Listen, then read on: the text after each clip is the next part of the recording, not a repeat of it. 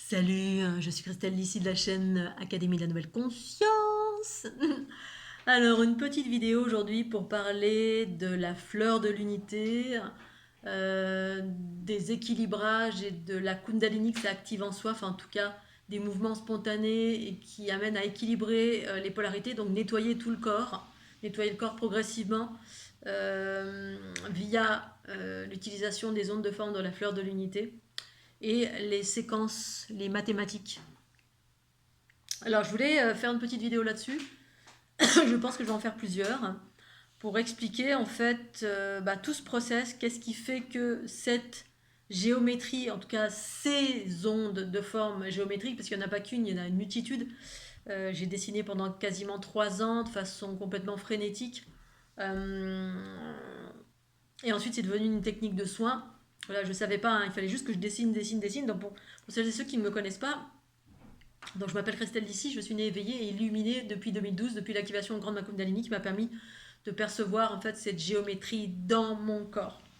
Et ensuite à l'extérieur de moi, partout, mais pas à l'extérieur, c'est-à-dire je m'inscrivais en totalité dans cette géométrie, fait partie de qui nous sommes en fait. C'est pour moi c'est l'univers qui se manifeste.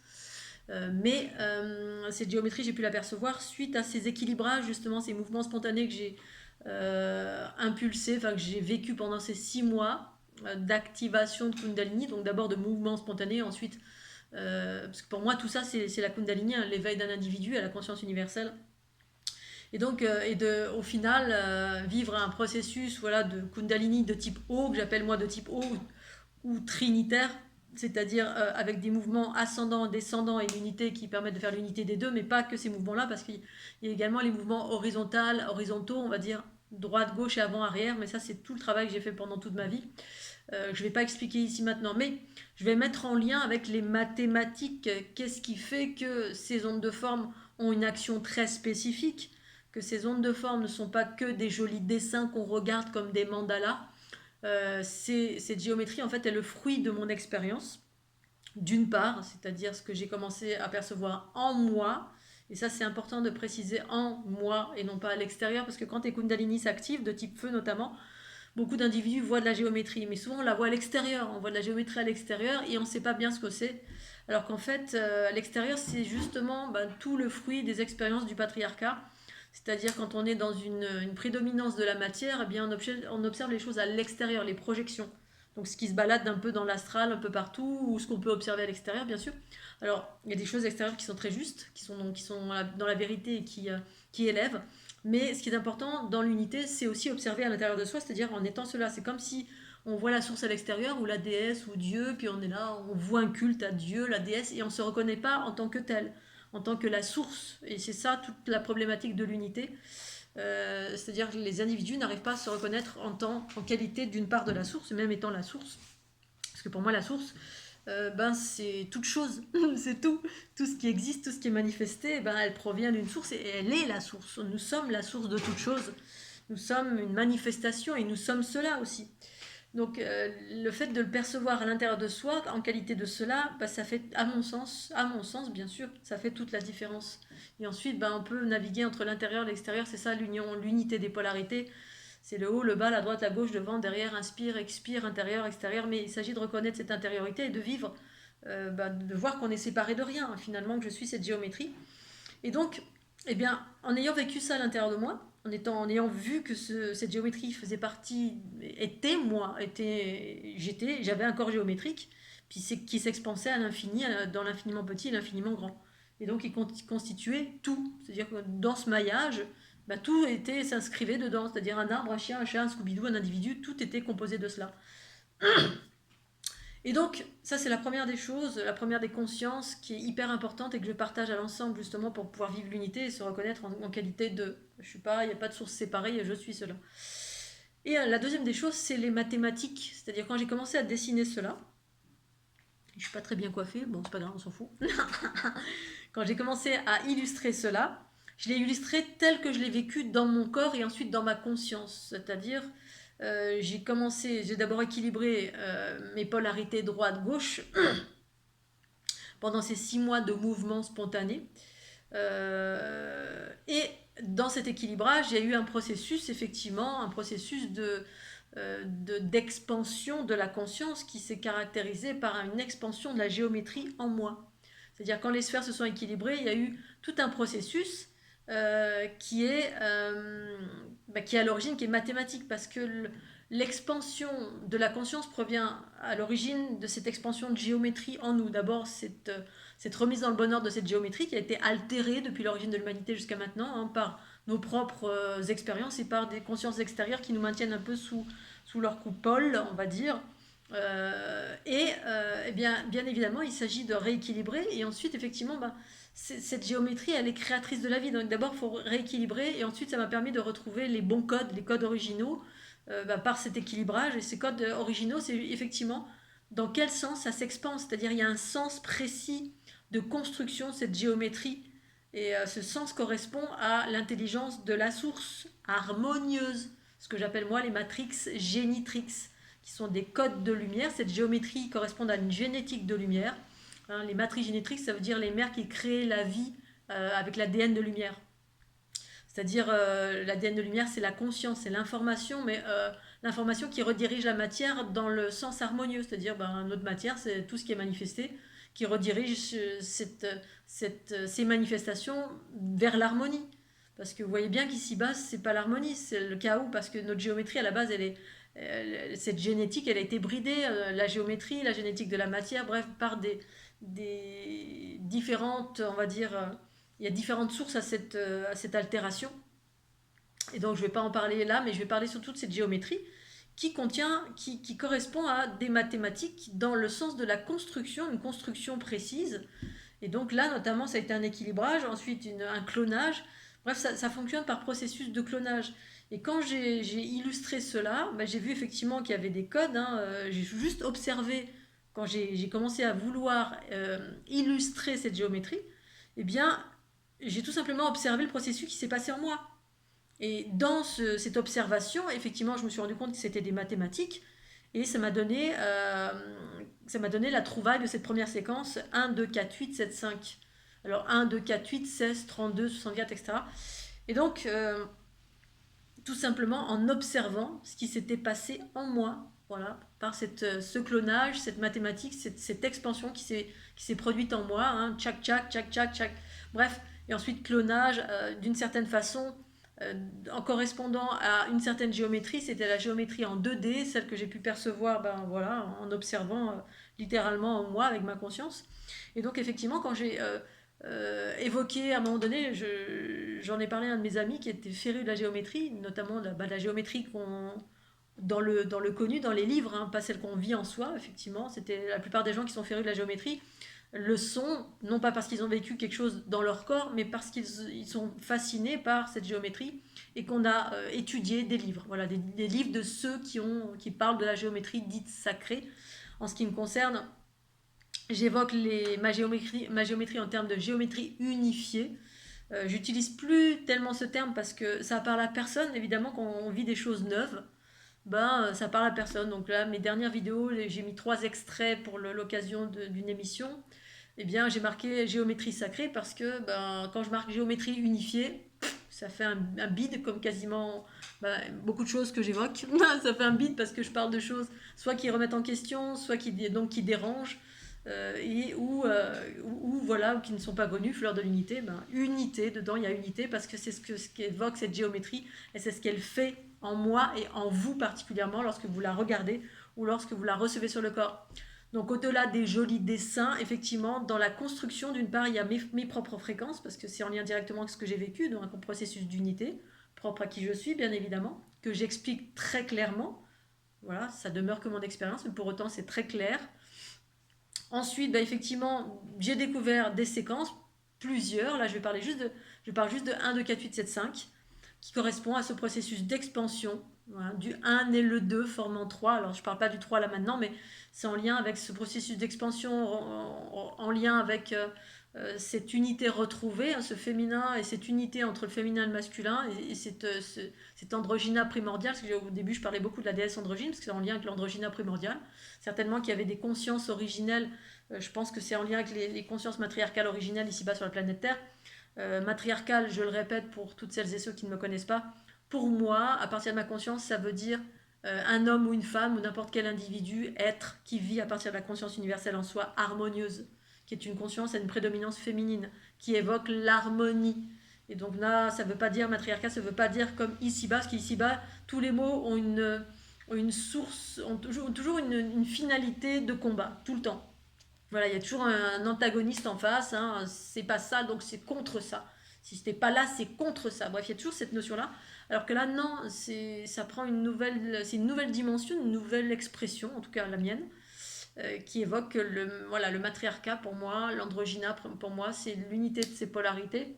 Et surtout, ça veut dire vivre à partir de la conscience universelle qu'on a déployée en soi et qui permet la fusion avec le corps physique. Au-delà de cette conscience universelle, on vit comment ici-bas sur la planète Terre, dans la dualité, on vit à partir de l'ego. Donc du coup, ben, c'est pas la conscience, l'ego, c'est ce qui génère le chaos dans nos pensées, paroles et actions, et par définition, par définition, le monde entier vit dans le chaos parce qu'on vit à partir de notre ego. Et donc, ben, pour revenir aux mathématiques, effectivement, les premières constructions, c'était des fleurs de l'unité de type 2D, parce qu'en fait, j'ai mis des protocoles, des protocoles qui correspondaient aux différentes fleurs, comme celles et ceux qui ne me connaissent pas encore, ben, j'appelle ça fleur de l'unité, mais il y a 4 milliards d'illustrations, enfin peut-être pas 4 milliards, mais je sais pas, je dois avoir, la dernière fois je disais 1000 illustrations, mais non, je dois en avoir 3000, hein, j'ai dû dessiner 3000 illustrations. En fait, c'est la fleur de l'unité, donc ce processus que j'ai vécu, qui correspond à différents stades évolutifs. En fait, il y a différents stades. Il y a la fleur en soi qui englobe bien évidemment la fleur de vie, hein, parce que c'est la continuité de la fleur de l'unité, c'est la continuité de la fleur de vie. Mais la fleur de vie, celle qui n'est pas dans le commerce, puisque une fois encore, personnellement, je ne connaissais rien à la géométrie. La fleur de vie, je savais ce que c'était, mais mon processus, quand je l'ai vécu, tout de suite, ça s'est appelé fleur de l'unité, fleur de la déesse androgyne et fleur de l'unité. Pourquoi? Parce que je suis là pour partager de nouveaux archétypes, de nouveaux codes. Et quand on se réfère à l'ancien, ben, en fait, les gens tombent dans l'ancien. C'est-à-dire si...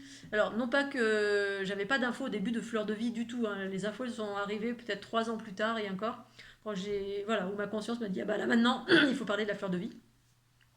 Donc j'ai commencé à dessiner, et puis là j'ai trouvé des anomalies parce que avant évoquer la fleur de vie, ben, c'était la fleur de l'unité. J'ai découvert les séquences, dont le 369 aussi, 369 qui fait partie intégrante aussi. Alors j'ai vu que c'était en lien avec aussi Nikola Tesla.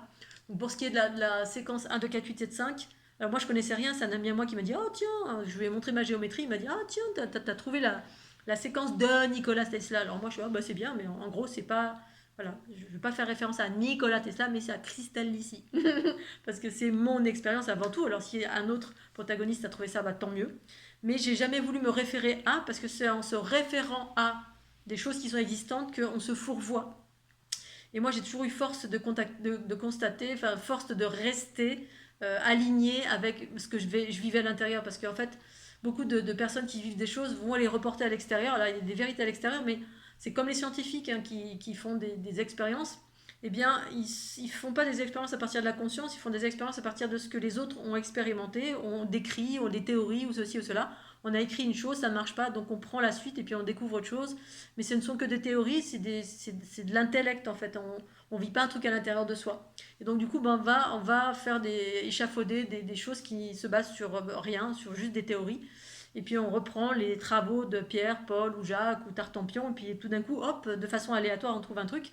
Alors qu'en fait, la conscience universelle en soi, quand c'est un processus, on va dire, entre guillemets spirituel, parce que moi, c'est pas spirituel, pour moi, la conscience, c'est tout ce que nous sommes, on est tous la conscience.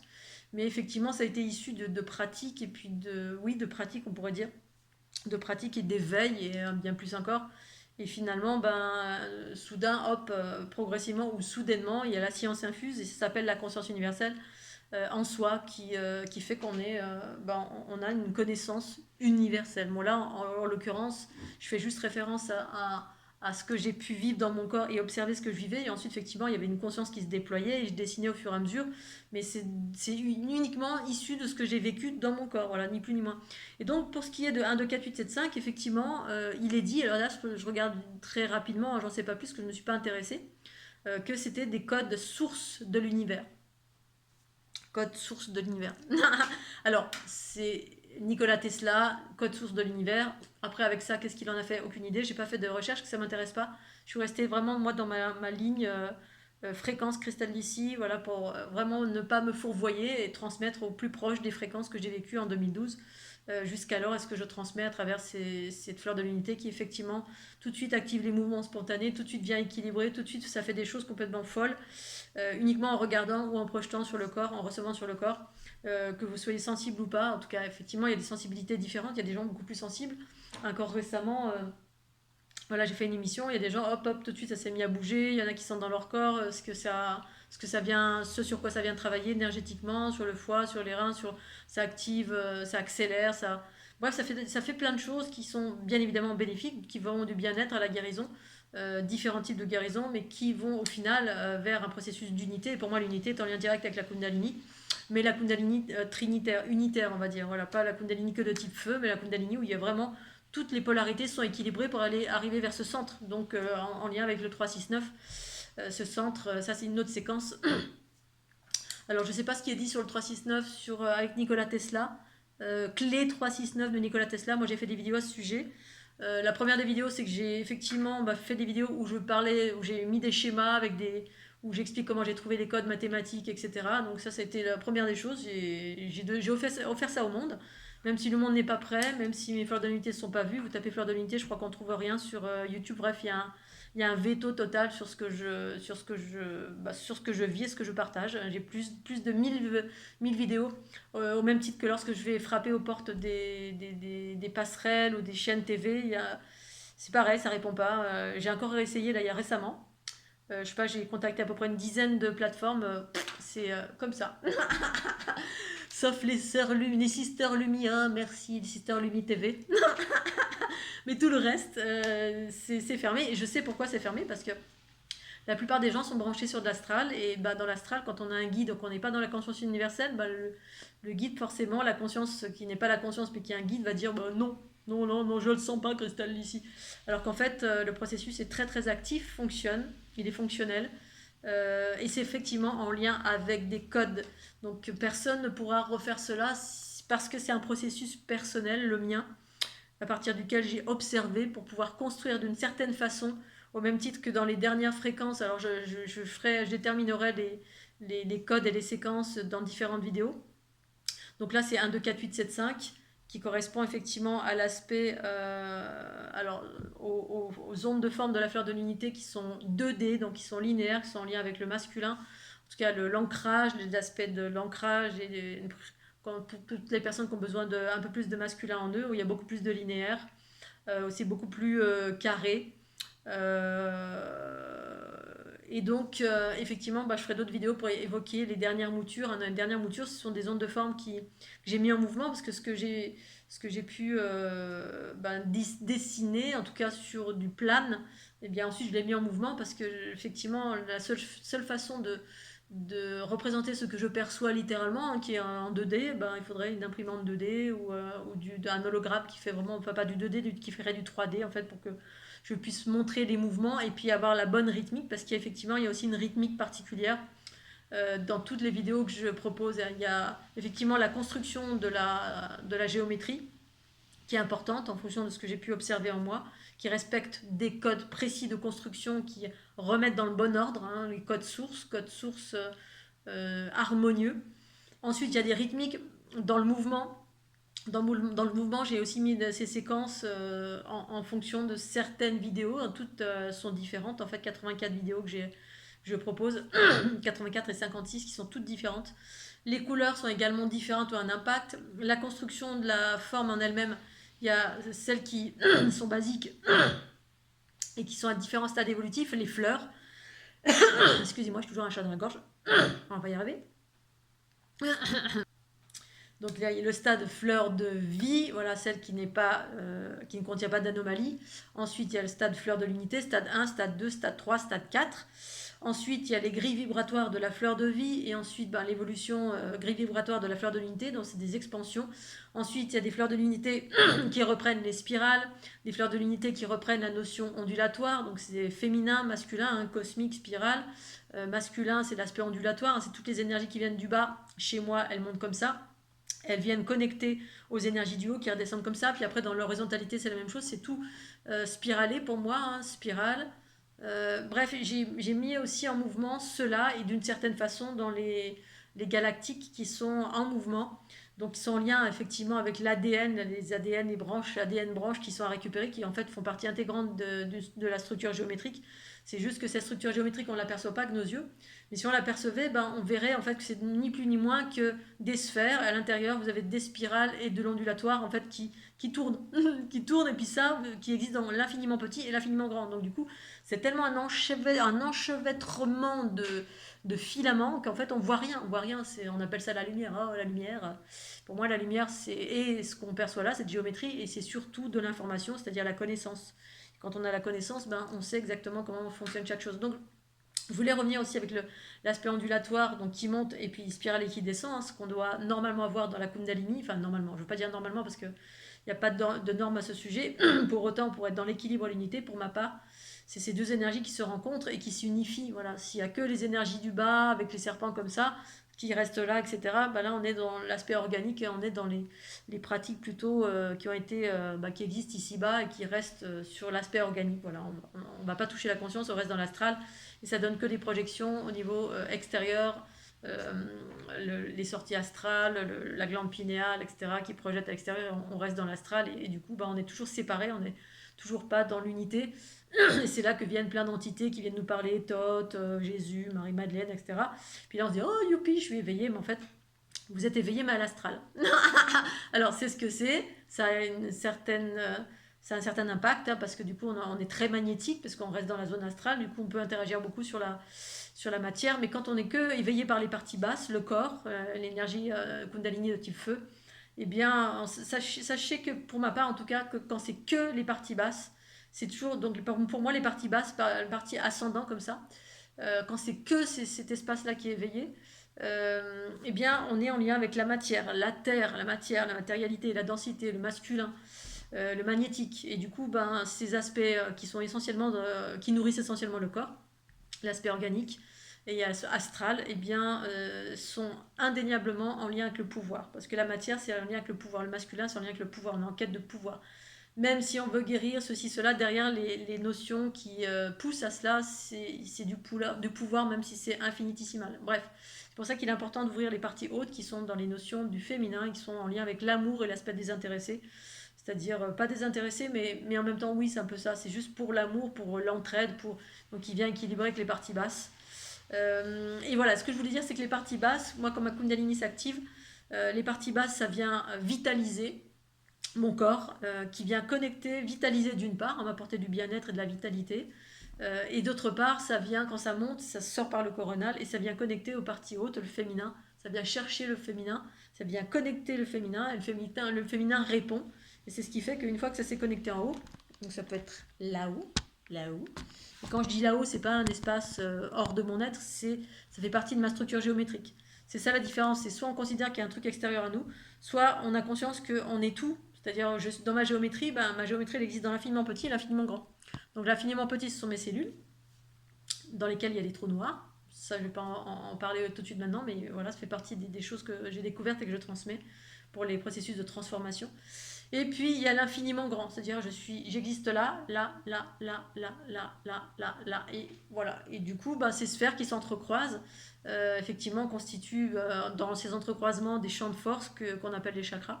On a appelé ça les chakras, mais en fait, c'est juste des points de jonction entre les sphères à travers lesquelles passent les spirales, ondulations, bref, donc de l'énergie vitale et de l'énergie de type informationnel qui vibre beaucoup plus vite. Hein. C'est les hautes fréquences et les basses fréquences qui se réunissent normalement, mais c'est pas ce qui se passe parce que notre géométrie a été altérée. On a effectivement, suite à un cycle évolutif patriarcal, on a oublié la notion de l'unité, donc la trinité en fait, c'est ce que j'appelle la triunité.